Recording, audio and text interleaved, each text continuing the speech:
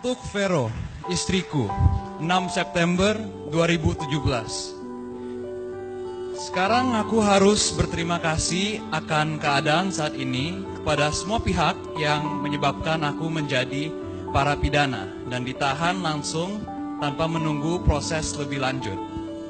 Tak terbayang jika aku tidak ditahan, aku akan terus bekerja seperti dulu sampai Oktober sampai masa jabatan. Itu artinya saya bangun jam 4.30, kamu memberiku gelar robot, karena semua waktu dihitung tepat, agar aku bisa tiba di Balerung jam 7.30. Karena sudah banyak warga menunggu dan kerja non-stop sampai pulang ke rumah sudah di atas jam 21. Sabtu Minggu selain kekawinan, juga selesaikan disposisi surat dan kadang sampai tengah malam di malam Senin, agar Senin tidak ada surat yang tertinggal. Kamu memberi gelar padaku robot sungguh benar.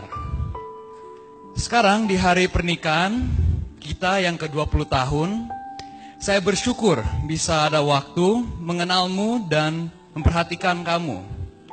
Dulu aku benar-benar take it for granted.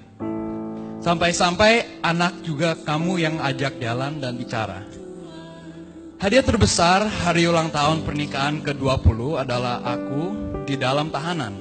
Menyadari betapa beruntungnya pernikahan kita masih utuh dan engkau memaafkan semua kegilaan kerjaku melayani masyarakat dan sekalipun mendapat balasan masuk dalam tahanan dan tidak dipilih, tapi saya mendapatkan istri yang mengasihi aku dan anak-anak kembali.